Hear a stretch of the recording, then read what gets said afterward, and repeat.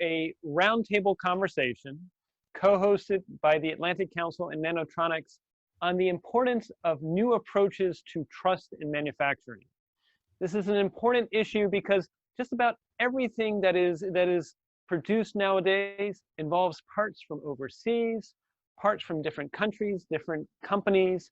And as we look to a future in which we want to have trust in what's produced, trust in the supply chains, and trust in how we use those devices, we must address these questions about how do we trust what's coming from both overseas as well as what's being produced by different companies. I'm joined today by Dr. Matthew Putman, who is the CEO and co-founder of Nanotronics. Matthew, welcome to join us for the roundtable. Oh, thanks, and always good to do this with you, David. Always enjoy collaborating with you. One day we will do that jazz improv together, conversation Absolutely. for folks later. Matthew is also a jazz performer as well, but we'll do a little bit of jazz here now on the topic of manufacturing. And my question for you before we turn and introduce our discussants, and this is meant to be an interactive conversation, Matthew, you've seen this challenge and you have faith that we can address this in new ways.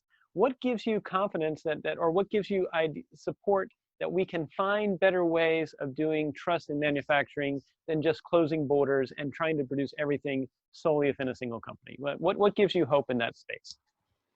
Well, a big part of the hope is that we can use technologies that are being made in order to give everybody sort of faith that go beyond faith to actually see what is behind the scenes. I mean, you know, we're at a time where there is this great crisis and need to move very quickly. What an incredible shame if trust and barriers and roadblocks are put in that way.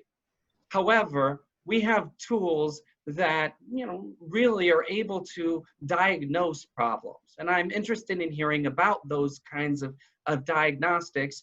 And I've come to realize that as we communicate at a distance, it's similar to a communication in person. When you get to know somebody one-on-one, you can start to do business with them. So how do we eliminate the middleman and start to work together closely again? Part of that is technological. I think a large part of it is technological, and a large part is interpersonal. And the blending of those two things is what I'd really like to explore in this conversation. Excellent. And maybe one more question I would ask you before we sort of turn to our panelists, Matthew. You talked about your vision. Maybe tell a little bit about what you do at Nanotronics and how you apply AI to the entire process of manufacturing, and what do you get from that as a result? Sure. We think of Nanotronics makes inspection tools. We're a scientific company that works with automation in new ways, not just with robotics, but using AI in terms of reinforcement learning and things that are sort of on the cutting edge to optimize for final product. And really, when we're talking about supply chains in this conversation, and we're talking about making things, we're talking about not making sure that every little component is made in a certain way. We're talking about the final product being ideal. And ideal could mean good yields. That's what Nanotronics focuses on, perfect yields, so that you can have a design go to iteration faster for new things. But it can also be optimizing for things that are safe. And so optimization in manufacturing and supply chain encompasses all of those things. And Nanotronics deals with this through a combination of imaging and robotics and really tying into manufacturing systems. And that means doing things in distributed ways. So we make sort of these small, intelligent factories that make parts, you know, and vertically from start to finish, but also in collaborations. And that's what I'm hoping that out of today, we see what other challenges are faced by others. Maybe there's some things that, you know, I could provide some insight to, but hopefully I learn more than I provide here. Excellent. So maybe now if you want to tee it off with the first question to our panelists, Matthew. Sure. I'd like to ask Bobby and then to Joe, the most basic question with this is, really, what are you finding to be the biggest challenges with trust in manufacturing and through supply chains right now. Bobby, do you mind speaking to that a bit? Yeah, I'm happy to, and really a pleasure to be able to be a part of the dialogue. The panel is uh, full of real experts, so I look forward to the discussion. I think one of the things that I'm seeing right now is the sort of separation between people who really understand their supply chains and people who don't. And you know, I hate to say that some of this starts with the basics, but knowing what your supply chain is and how resilient it might be to all kinds of things, whether it be large denial of service attacks on the telecommunications infrastructure, to pandemics in regions where there major amounts of manufacturing occur, to natural disasters in places where your suppliers have to transport through.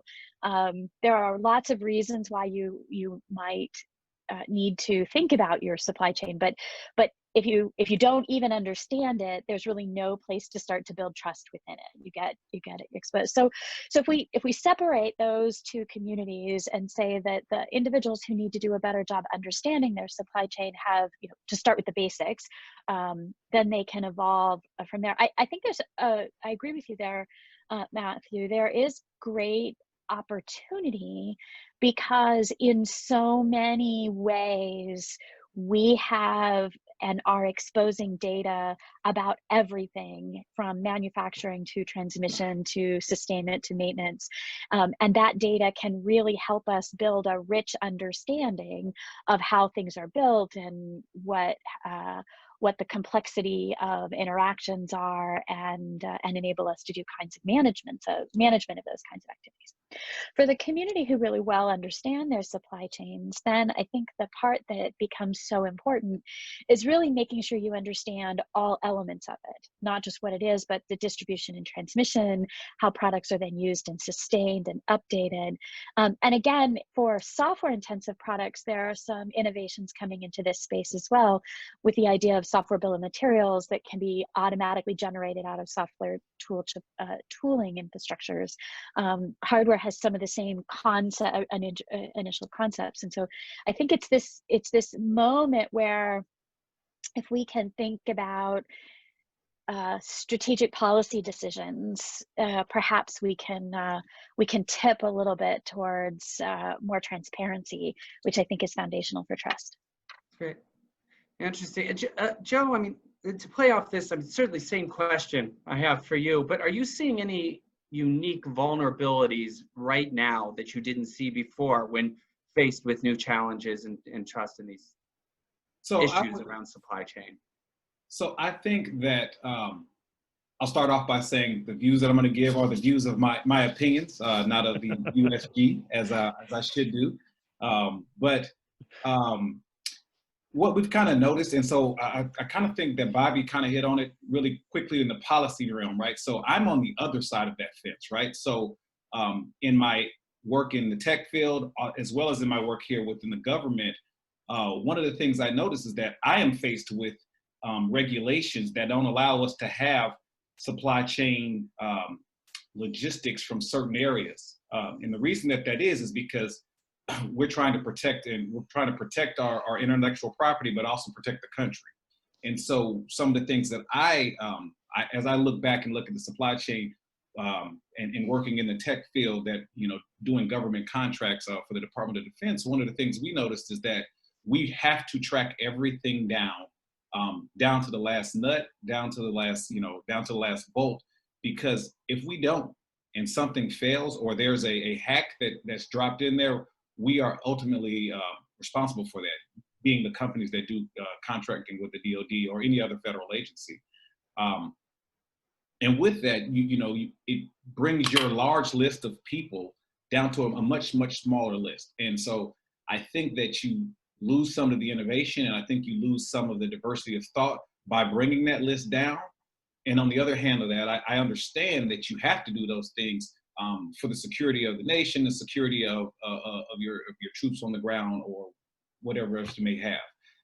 And so kind of backtracking or almost taking a step back, when I think about the policies that we kind of are looking at, you know, there's a ton of US policies to kind of bring manufacturing back home. And so there was an executive order a few years ago that said we need to look at this supply chain infrastructure, specifically within the DoD, but across all agencies. So it's a multi-agency thing. And so they kind of wanted to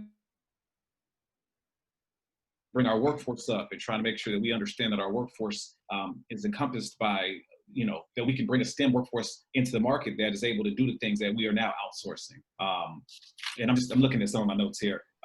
The government itself needs to kind of understand what their budgets are, because sequestration kind of put a big halt on a lot of things as far as when we start to look at the policies as we move forward. But overall, I think when I start to look at my counterparts and kind of the tech, particularly in AI and the Internet of Things, right? So these are kind of my focus areas that I look at, and the ability to look at that data and to jump to a conclusion, whether it's the safety of the equipment or the safety of the operator, is something that I think is going to propel the United States and anybody else that really understands it to kind of the next level. And so if you were to say, well, what are my biggest issues? The issues I see on my governmental governmental hat is, how do we ensure that we get the best product using trusted allies? And then on the innovation side is, well, you don't have diversity of thought if you only use a certain number of people. And so it's kind of like I'm trying to optimize those two problems at the same time to get the best solution. Excellent. And thank you for that, Joe. And I really liked how you synthesized what Bobby was also saying. And maybe now I'll go to Andrea. And Andrea, I know you smiled when Bobby mentioned, you know, there's a lot of people that don't understand their supply chains fully. I know you're sort of involved with that. So maybe talk a little bit about both what you're seeing in that respects, but then also building on what Joe was saying, is this a case where it's too much for any one person to know, and maybe we do need to look at things like data and AI as solutions that can help us here? Yeah, and so to both of those points, yeah, absolutely. I mean, it is, the supply chains have become so overly complex over the years, and this, just gave discussion last week about the, the evolution of the global supply chains along with globalization, and we're at the point now where it's not just hundreds of suppliers. If you look at through the entire supply chain, if you go down to the first tier, then their suppliers and their suppliers and their suppliers, due to the hyper specialization that we've seen across global trade and globalization, the supply chain goes so far back, like Joe was talking about, to the, you need to go to that final bolt. That does become impossible. And so for global brands, they could have hundreds of thousands of suppliers at this point. And so it really is, too much for any single person to have a grasp on. And that's where you do need the interaction of humans and technology together, and the best of both areas to really explore. Because on the one hand, that sheer volume, I think it's lost a lot. And so it's super complex. It's hard to have that visibility across the entire supply chain. And then even some of your suppliers may not know all the way. And that's where you get into some of the contracting where, maybe your first tier supplier, you know who they are, but you're not, within the contract, it's not mandated to know who their suppliers are, and you leave that responsibility to them. And that doesn't always, there isn't always follow through on that. It's not a priority. But that is where we've seen some shift though. And that's back to Matthew's point, as far as, things are moving really, really fast now. They may not seem it, as we're all, in our homes and not necessarily interacting with a lot of people, but there were some trends that were accelerating, I think, prior to COVID that are now just accelerating. And a lot of it gets into the area of the geopolitical shifts and awareness of that. Some of the global supply chains were under some review prior to COVID. And so there was already some reshoring from China, for instance, as a result of the tariff and trade war. But a lot of that is getting accelerated because we're seeing so much of the disruption. And based on your various polls that you see, 3/4 of U.S. companies were impacted somewhat and to some degree by disruptions from COVID. And so, and many of them, and this is some of the work that we did on our through Atlantic Council with that survey, no one, the amount of companies that had a plan prior versus those that are looking for that's one of the big changes they're going to be having going forward, is it's almost reverse. And so that's the big area, going from little to no plan for disruption to that's your main priority for resilience going forward. And so that's where you get sort of the human element of it. Has to get into the planning and figuring out what to be resilient, what to look for those risks. But then you do need the technology, you do need the AI, and within a user-friendly, usable interface. And that's the one thing I always stress I've worked in analytics for a while, and it's only so much AI can do if the user can't actually use any of it, or if the proper information is not surfaced to them. So there's a lot of different components that go into it. But that is, I think that is where we can see a lot of big changes going along. But that also then gets to the point, I think with Joe, and I think you talked about David a little bit, as far as the regulations that are coming. And so we are seeing many, much greater discussion on the regulations of, from everything from the aviation manufacturing to the chip technology. And so ensuring that we do have those proper regulations in place and looking at them domestically, but then also looking at what's going on in the global area so we don't turn into isolationism and protectionism, and we do benefit from comparative advantage. And that's why ideas like what the UK put forward a week or two ago about doing a 5G 10-country pact for building that trust within that network, for building that software, and the hardware, obviously. So I think solutions like that, I think, is where we're going to see there is a lot more collaboration going on right now, at the same time as we're seeing heightened tensions. And so it's just a lot of different movements and moving parts going on right now that are really important to keep an eye on. Sounds good, and I'll we may have someone that's trying to join our supply chain too. I was gonna say, I feel like that was my get off the stage button. So no, you're good. I'll stop there. Those were great, Andrea. Thank you. And I'm now going to turn to Don. And Don, recognizing in the past you dealt with cyber crime and cyber challenges, could you talk a little bit about both what you see as challenges when it comes to sort of when is law enforcement get involved when there are either fraud or other things wrong with supply chains? And then two, in your experience, how easy is it to coordinate internationally on some of these issues, especially when it comes to making sure the supply chain can be trusted? Well, those are all excellent questions. And Bobby and I had the opportunity to work together back in US CERT days. And when I hear her comments and I hear Joe's comments and Andrea's comments, it just drives further. My thought is, in this particular field of endeavor, it helps to be someplace between wary and paranoid, someplace in that scale. Depending on what you're trying to defend, what are you trying to protect? What is the level of motivation of an adversary to get into your network will help drive that equation. Let me answer your last question first. How good are we, the United States, doing internationally with our other law enforcement partners?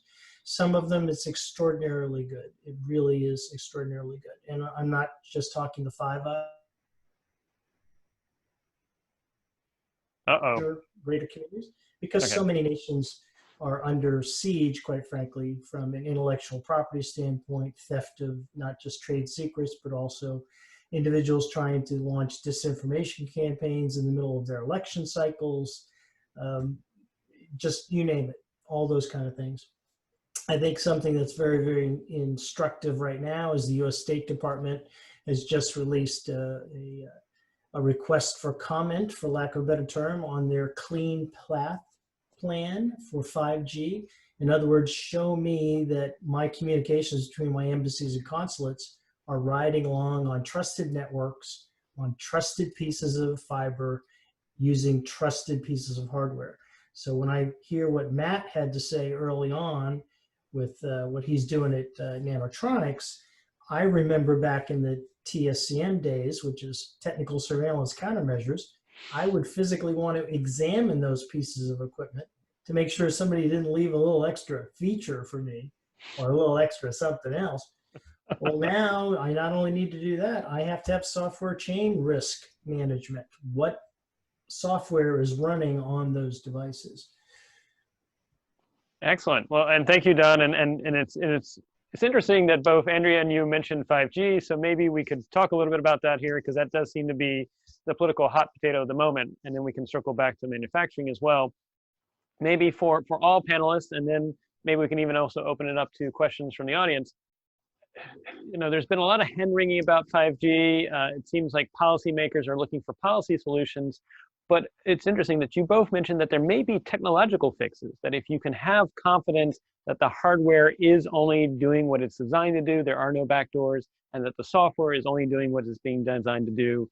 And then on top of that, that you could actually choose to route things to specific devices in case of a US embassy or another country's embassy that wants to only use certain pathways to get out of the embassy for comms purposes. I'd be open to any of the panelists' thoughts about, is it a case that maybe what we're looking for here is much more of a technological systematic solution that could solve some of these things much better than any policy instrument by itself could solve?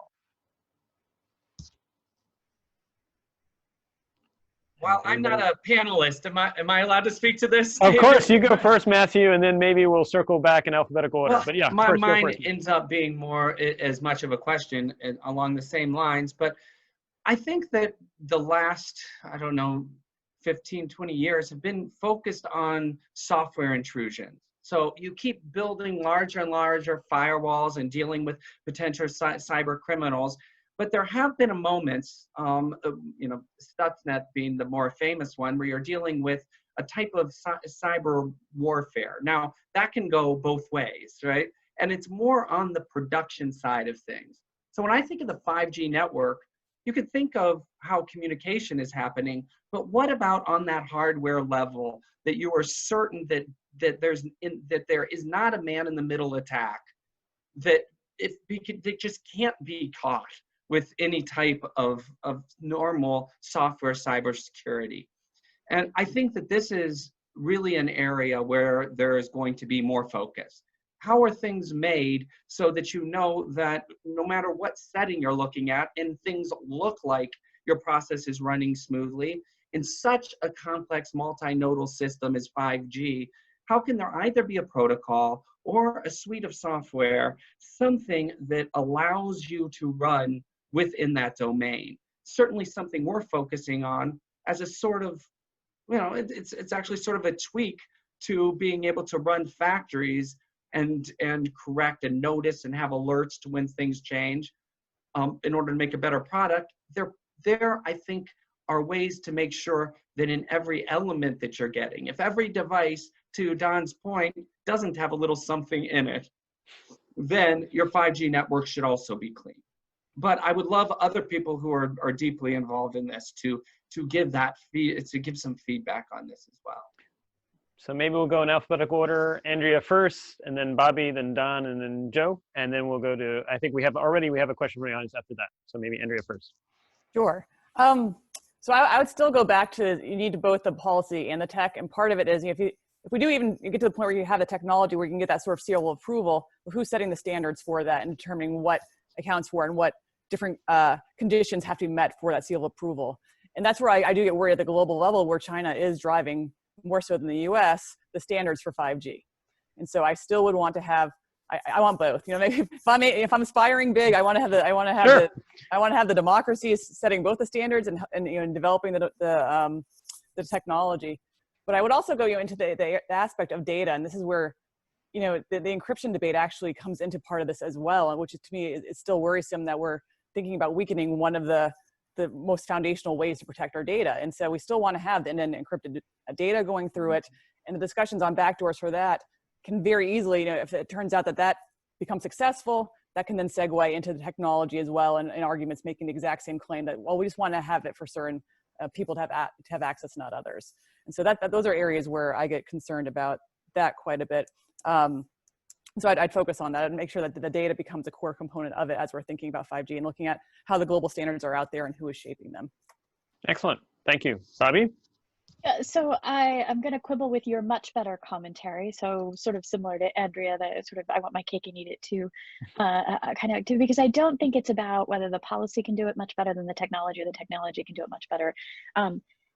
There is, I think, no such thing as technology independent of policy. Right. Because to some extent, policy makes, whether it be policy issued by a government or the ways that we implement things, it's very much the way the world is. I also think that we have a really difficult reality to face, and that is that the lines between software and hardware are very gray and constantly shifting. And the things that we used to do in hardware, we moved to software because it gave us more flexibility. Then we needed more efficiency, and so we moved that back into hardware. And so we need to stop thinking about these demarcations so strongly, and really that when you do that, I think, but I'm not 100% sure, that some of the solutions from one space might bleed over into another, and vice versa. And so I think that's important there. To that end, the ideas of thinking about architectural analysis and the sort of identification of things at an architectural level, particularly since the way we develop software has changed so much, right? We're no longer, not every piece of software is written by a single individual typing every letter anymore. We really have thought, we've abstracted enough that we can leverage that abstraction to help us in the process. We have to watch abstracting too much and making too many judgments from that abstraction without being clear and transparent about it. So I acknowledge it's not a panacea that's there. But I would also say that this idea of cryptographically tying things together, encryption separate there, but how do we link and tie the data about the thing to the thing sufficiently strong that we can then make those architectural assessments and risk decisions become a part of the solution space here, and very much a part of where the policy battle between great powers are being played out. Very helpful. And maybe to sort of draw on a little bit about what was Matthew was saying, if I can ask you a real quick rejoinder, Bobby. Matthew is talking about, and I loved your comment, Bobby, that you said about software, hardware. It's really all a system, and we should think of it as fluid. If we're looking across systems of systems, are there ways where we could use analytics and data to say, here's what we expect to be the normal pattern for these systems of systems, and if we see something odd, then that needs to be flagged. It may just be a device issue, or it might just be a manufacturing defect, or it might be something else that's being exploited. But in the process of looking for both efficiency in the system and making sure we have quality, we could also use that as a way of actually saying, here's what's non-normal, and flagging that for follow-up. So I'd be interested in your thoughts on that. Yeah, so I'm going to, there's a body of research around that is happening, and more that's necessary, because we've taken a long path towards recognizing there's more compute, and therefore perhaps we can grow the analytics and get really precise. And that in fact doesn't help in a system of systems activity, where what you really want are more observables at a macro level. And so the tension between how much fidelity do you need to make a reasonable decision, and versus how much scale might you be able to have in order to put that to think about the applicability of that decision is in fact where the science is right now, and more work needs to be done in that space. So I wish I could say the arrow is here, and these are the decisions that it makes sense for, but I haven't seen it yet, and I know that there's active work to help resolve that question. Excellent, thank you. Don, from a perspective of an operator, what would help make the jobs of operators easier in this space? So are we talking operators, adversaries who are trying to break in, or operators trying to maintain? We're trying to play team good here. Yeah. Those kind of operators too. You notice we're all wearing blue shirts apparently. So. Right. Yes. Yeah. What are operators? I suppose. I would almost say we society, to touch on Bobby's point, and certainly Steph Carnegie Mellon does extraordinarily well, is think about the science, think about the future. What are some out of the box things that could be done? Some innovation. Who in the world is doing this really, really well? Used to be on the consumer side, everybody would say, follow Apple, look at what Apple's doing. Maybe that's where we need to go as operators, find out a couple of places or search out a few places that are doing better than average at this point. I'll be thrilled to follow the B student at this point and figure out who's doing it better than most people. I think some of the policy things that were already discussed by Andrea and Bobby also are extraordinarily important. I participated for several years in the IETF task force as far as law enforcement, lawful interception around the world. And Bobby started to touch on it a moment ago. The opinions and views of certain countries are not about democracy, free human rights, and other things. They're just not. And consequently, if that's where one of my critical nodes for my data is flowing through, I'm going to have a problem, period. And that's the former operator in me speaking. That's where you're going to have a problem. So Very how do you helpful. design around that? All right, so maybe Joe, if you could give additional thoughts, rejoinders, what everyone said, and also what are you seeing from your own personal perspective in this space? So I think Don was kind of hinting at, and maybe stole a little bit of my thunder on that. I think that you kind of have two things, right? So you have the commercial companies that, they value their time to market over, security, whereas the defense itself values the schedule, the cost, and the performance over security, right? And there's got to be some type of optimization that is going to happen at some point in order to kind of meet these things as we start to look at 5G in particular.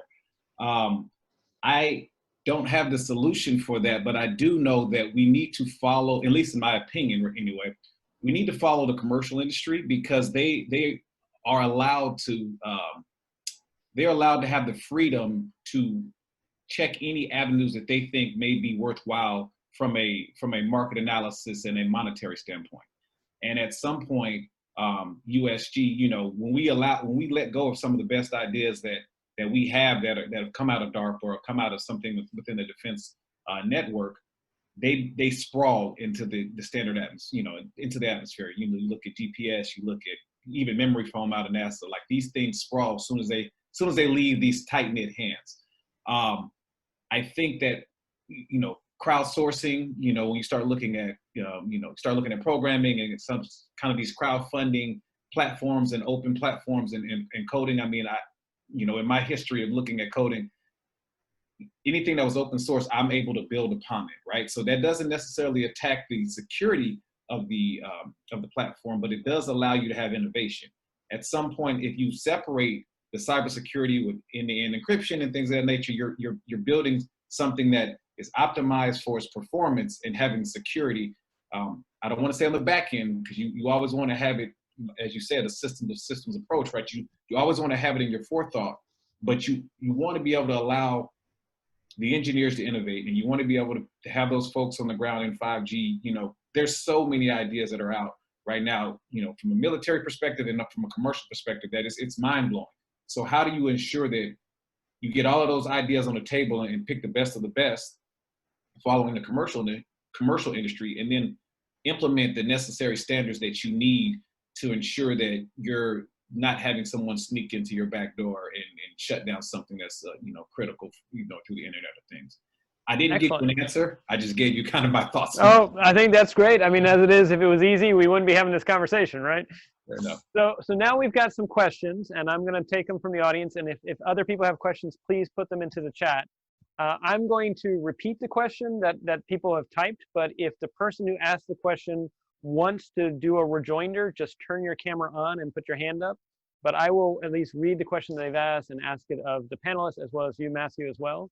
The first question we have from Dan, who's asked a question about what changes should the Department of Defense be thinking about? And I see Dan's on, so maybe, do you want to give any context on this, Dan, before we go in? It's up to you. If you want to, you can keep your hand up. If not, I will just turn it to the panelists and see if they have thoughts there. Just real quick, the task force, the PICT, has been around for about 2 years now, and we've been taking on a lot of efforts. Supply chain risk management is a new one, and a lot's going on with that. It's huge. The DoD supply chain is massive, and what do we need to do to change to make sure we're securing it? All right, simple question for the panelists here. Matthew, I know you've been thinking, and maybe we should embrace out-of-the-box thinking. So Matthew, I don't know, do you have out-of-the-box thoughts? If you were approached by a high-level leader and said, what could you do to make Department of Defense and supply chain more secure, what would be your short answer there? I think that I would give two short answers. One is to acknowledge that things can be made in a distributed fashion in ways that they couldn't be before. So the assumption that supply chains have to become more complex, I think is not necessarily true anymore. We have additive ways of doing things now. We do have control on a more distributed level. So thinking differently about how things are made is part of it. But as far as addressing that we do have supply chains to deal with, it's having a kind of internal protocol to be able to see, you know, in a superhuman way, in a sense. And this is where intelligence systems come into play. To be able to acknowledge, to recognize where different things are happening in a supply chain, where anomalies over multiple different nodes that a human just could not be able to see are occurring, being able to flag them. So it's never after the fact. It's not a ton of diagnostics. It's actually a dynamic situation that is in play. So a combination of make more because we have new distributed systems, and have trusted partnerships because you're able to together, they can see where there's anomalies that weren't possible before, and we can as well. I like that idea of it's a partnership, and I think Yes. that is the key. It looks like Joe has a quick rejoinder. Joe? Yeah, I think there's, you know, I think 2 or 3 approaches that could really happen. The government, to Matthew's point earlier, the government and industry should work together, I think, to establish some type of minimum standard for their supply chain security. I think after they do that, they need to have a supply chain, what do I want to call it, a security plan within all of the government contractors, right? So if you look at the contracting process, I mean, we do most of our work through contracting. So if you have a security plan that's implemented at the beginning of that contracting process, you're going to know exactly what you're getting and where it goes. And then we need to do, you know, the government itself needs to conduct more red teaming efforts, right? So they need to attack these systems often, and, you know, often to understand what's going on, right? So if we know we're attacking a system unbeknownst to the supplier, then we're getting information out that then we can use as, you know, anomalies in the future. Using the Internet of Things, we can then begin to predict things and, you know, start doing some very fun things on the back end. I like what you said, and I like also what that implies, which is we should recognize that this is going to be a dynamic learning between industry partners and the Department of Defense, and that we should intentionally try to create disruptions ourselves, because that will make us better and we'll learn from it. There was also a comment that I received that said we also need to recognize that for the Department of Defense, there's going to be different approaches needed for both human-caused introductions of vulnerabilities versus naturally caused vulnerabilities. Both are important, but we should recognize that the red teaming of that is going to be somewhat different, even if it's using the same learning model between industry and Department of Defense. Is you want to do red teaming both for human cause, but also red teaming for EMP pulse happens, solar flare happens, massive flooding happens. Who knows what else is currently happening to the national telecom grid at the moment in the United States? Because I know Bobby alluded to that at the moment of this conversation. So, Bobby, did you have additional thoughts real quick? Yeah, I think that the other thing that government often does, and I certainly saw it in my time in government, is believe that their model of the world is in fact an accurate representation of the world, particularly at scale. And supply chain is one of those areas where I think we've got to be particularly careful about that, because oftentimes the supply chain for a large system is driven by a policy decision, and not only about an efficiency or a technical architectural approach. And so we should separate those things. Just like we think about software, we separate software that's written for particularly no fault tolerant approaches.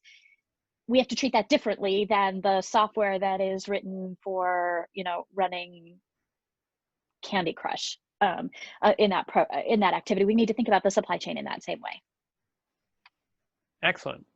I'm going to now go on to the next question, which we have from Bob Gorley, who I see has got his camera on. So Bob, maybe if you could ask your question, that would be great. I know you've done a lot of work in this space as well. Well, I've been around in the space a while, but I've tracked a lot of you experts also, and I'm hearing so many great ideas, but I wanted to ask, do you have any dramatically new ideas on how to significantly reduce risk in the manufacturing sector? Maybe things that we haven't thought enough about. I listed a couple in the question here, and I don't know the right answer, but we're looking for order of magnitude improvement in trust in manufacturing. Would that require things like more investment in industrial robotics, or industrial additive manufacturing, or companies buying more of their supply chain and making it their own, or moving more into the nation, or or all of these minor little 1% improvements? Do you guys have any ideas on a dramatic improvement that would help significantly reduce risk by a order of magnitude, I guess is the question. Well, while the panelists are synthesizing their thoughts, I know Andrea has done a survey that maybe not points to the exponential improvements, but at least the changes we've seen with COVID-19. So maybe Andrea, real quick, if you could at least summarize that survey, and then if you have any additional thoughts, open to that as well. Sure, yeah, and with we were asked, what are some of the changes that are driving how folks are thinking about their supply chain, what they're going to be doing looking forward, kinds of disruptions and so forth. And so, when you think about like orders of magnitude, honestly, when you were talking through that, one of the things that first came to mind was honestly very similar to in cybersecurity, that where if we just got the fundamentals right and made that easy, such as patching your systems, that would have such an enormous effect across the board. And I feel there's some similar analogies within the supply chain where if we can just get that foundation understood really well, again, going out to the various tiers across the supply chain, because we don't even have that done very well. If we can get that done really well, then we can start figuring out, at least at the high level, and then when you're thinking about how you're shifting and getting the agility and the multi-sourcing and those kind of things, that would really help at that level for the resilience. And so I can see a lot could be done in that area. And again, going back to the survey, and just I would cast aside the assumptions that we had before COVID. Many of them don't pertain to how companies are thinking about their supply chain now. I mean, it really was a dramatic wake-up call across so many different industries that prior to this, there was that just-in-time optimization, there was the cost, the efficiency, all that kind of, those were the priorities that really drove the supply chain for so long. And now there is a focus on resilience. And across the board, resilience to the cyber risk, the geopolitical risk, we're talking about even data localization laws, those kind of things are going to have a big impact on where companies are thinking about where they're reshoring. And and as part of the survey was how the percentage of companies are thinking about reshoring and moving away from China, and that number is really dramatically higher than it was before. And so before, especially I think I also was in the DoD prior, and for so long it was basically the assumption that that companies weren't going to give up the Chinese market, because it's so enormous. There's significant reshifting on that due to a whole range of factors that have happened over the last decade, but companies are now thinking about that. And that's where you get into the role of, well, what can government do to help incentivize that? Where can they be going? And that's where you do see countries like Japan who are actually providing some incentives and subsidies to help shore from China. And so it is a different world system that if we can rethink some of the assumptions that were there prior and restructure and create partnerships. And that's why, for me, a lot of this goes back to the partnerships as well, both between government and private sector, but then across the like-minded nations. As we think about how we're going to do the robotics and the standards and all those kind of things, I think if we rethink all of those high-level aspects of it, I think that will trickle down and have some really impactful strategic shifts, because we do see globalization has had just significant disruptions going on right now, and what's going to look like going to the future is going to be based on the decisions that we're making right now. And so that's sort of at the high level. Other folks deal with the impact that robotics can have in AI and drone delivery and all those kind of things as well. I see Don has a quick rejoinder. Go ahead, Don. I want to front load Bob's question a little bit and dovetail onto what Andrew was just saying. And that is, I think, and Joe actually touched on this briefly as well, if the US government, let's just pretend the government, the public sector, if you will, wanted to make a difference and get on the front foot rather than be on the back foot, I think more use needs to be taken of a tool similar to Escalate, where I would go, I'm going to figure out who is trainable. I want to figure out who is going to be a good, let's call it a cyber operator, not a cyber warrior, a cyber operator, a person who, male, female, in fact, it's in my experience, oftentimes ladies do a much better job as investigators than men because they look at things differently. Hello. So why wouldn't we train people? Why wouldn't we fill the funnel, to Bob's question about what's something that we can do dramatically different? Let's get that funnel filled.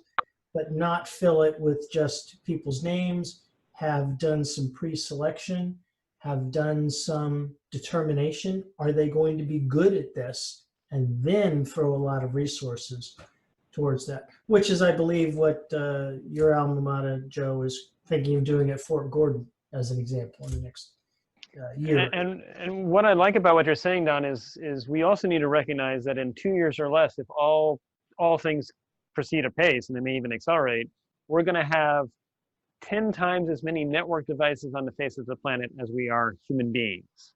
Not all connected to the internet, obviously, some enclosed in enclave networks.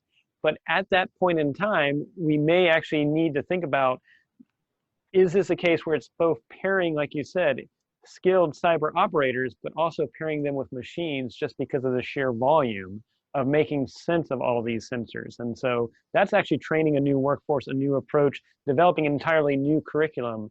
And I think maybe, Bob, that gets to your question, which is, if we continue to fight the fire the way we did in the 20th century, the fire is going to actually get worse. And maybe yes, but just to clarify a little bit, I was Sure. looking for something much, much, much bigger than improved cybersecurity. And it reminded me of something that Bobby Stimpley had said at one of our conferences several years ago, which is sometimes when you want to solve a problem, you got to make it bigger. So let's make the goal not just a 10% improvement in trust in manufacturing, but a 2 order of magnitude improvement in reducing risk in manufacturing supply chain, or improving trust in that goes far beyond cybersecurity. And I don't know the answer of how to do that. I'm just stating a horrible, thorny, wicked problem like you guys are. Well, you know, Bob, we got you a pandemic, we got you instability, we got possibly things going on in South Korea. We're making it bigger, not necessarily intentional, but.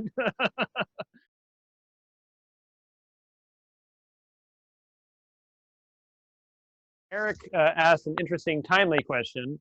Eric Rasmussen asked about what happened with a serious outage involving T-Mobile, and very little bit about the fees this morning. He's just really wondering what can be done about addressing the telecommunications overall trust in telecommunications, recognizing we may not have enough data about what specifically happened yesterday.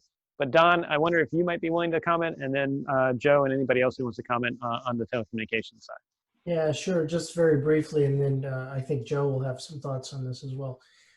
Sadly, to go back to regular old telecom, the SS7 network was not built to be super secure, and there's a whole lot of things with the border gateway protocols that were not built to be super secure. Why? Because when people like Vint Cerf and others built all this stuff, they didn't really think this was going to be a horrible problem. But now it was the 60s. Yeah, it was the 60s. Everybody was getting along, kind of, maybe not.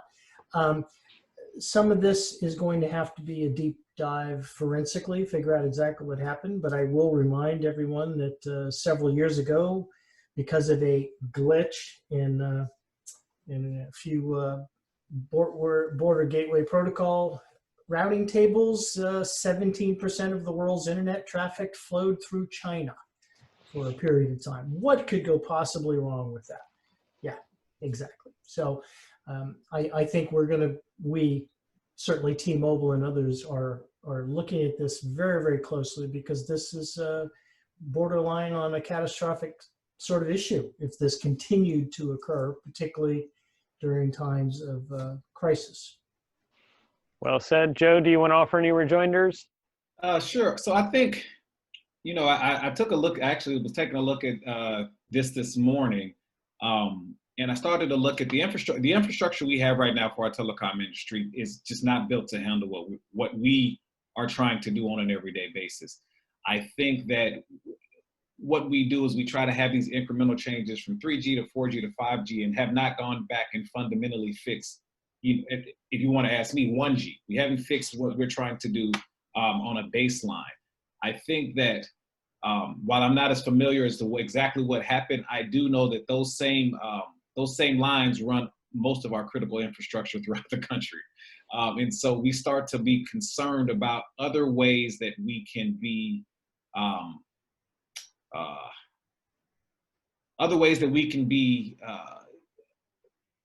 it becomes an issue of how can we look at the supply chain for these industry partners and what they're putting, what they're putting in the ground or putting, in their towers, and how easily is someone able to put, to Don's point earlier, something that you may not want in there, because, at this point it's just a cost thing. And for them, they're optimizing the cost versus being able to have something that's reliable and functional.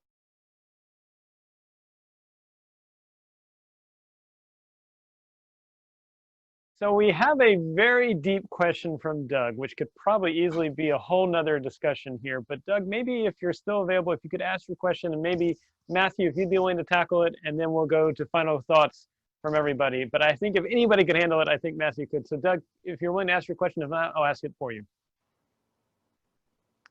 Maybe Doug is muted.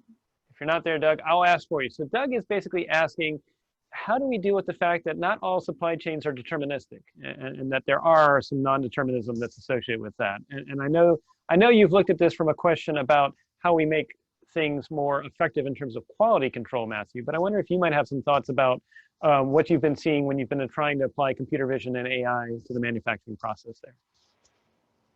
Yeah, what's really interesting is you could picture the moment when, now we can put the most basic of AIs now on a computer system that can beat the best champions at anything else by watching how a game is played and addressing that, right? Obviously the world's best Go player was beaten by an AI system. Now, what we really see is that humans just are not able to make those decisions anymore. What they can do is set the right goals. And the goal to win the game in this case is not just security. The goal is to make the very best thing. And what we have found is that when you set a systems goal at optimizing for making the best product, you're able to notice where problems occur in a process. Now, if the problem that occurs in the process is malicious activity, you're also noticing that. If it's just a problem, you're noticing that. So it's not gamifying production, but using the tools of AI that happen to have worked in the process of creating very complex game-beating machines that are able to create both better products and notice where, incompetence or mistakes or malicious activity occur. And if this was possible for that, it's certainly possible in manufacturing and possible in telecommunications. Well said. That was, I'm impressed. That right there was a very impressive description. I thank you, Matthew. We're now going to go to the lightning round because we've only got about 3 or 4 minutes left. We'll go in reverse order of our panelists, and then Matthew, you get the final word. Looking for 1 or 2 tweets with recommendations or tweet-linked answers that you might have for what can be done as next steps forward. We'll start first with Joseph. Joe, if you were thinking about 1 or 2 tweets that you would recommend as to positive steps forward as to how we address it, what would be your thoughts there? Positive steps forward would be the interdependency between industry and the government, and trying to set the standards together, and at the same time, at the same pace. I think that's my number 1. My number 2 is increasing your red alerts and your attacks, so that you can really learn from that, and using AI in conjunction with that for predictive algorithms later in the future. Excellent. Well said. Don, with the nod to red teaming, which I know you've done in the past, what would be your 1 or 2 tweets for what could be positive steps forward that we could do in this space? I would build on exactly what Joe just said. I would start 1 step before that, though, and I would make sure that you have a software chain risk management concept with whatever network you're doing. OD&I has already put one of those things out. It's like the baker's dozen, so it's 13 things you should do. That would be a great place to start. And also, to his point, government and industry really must play very, very well together in this space, because without cooperation, neither of us are going to do very well, either the public or the private sector. Well said.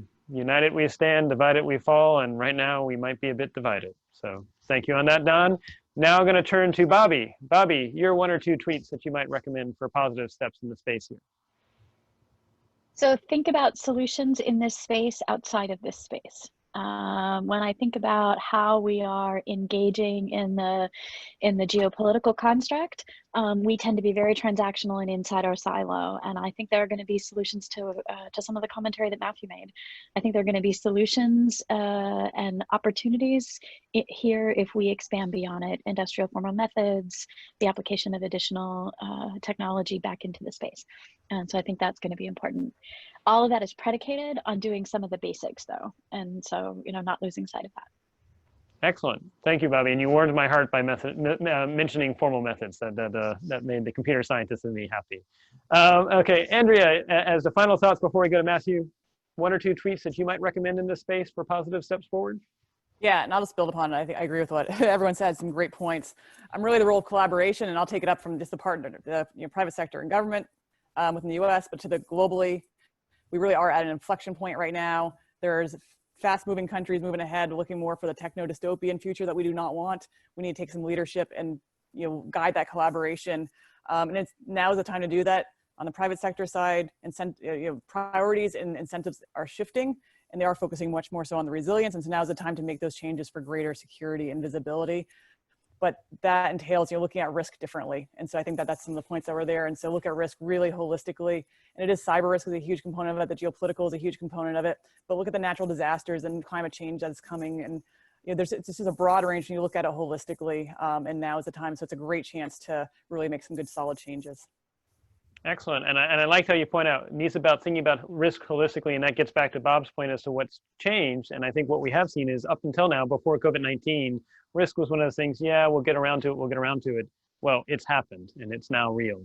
So Matthew, you get the final rejoinder on 1 or 2 positives. I know Andrea said, make sure we don't feed into dystopian narratives. And I know you're all about making sure there's a positive tech for good voice. What would be your thoughts here about positive steps forward? Yeah, one thing that I find really positive is the conversation today.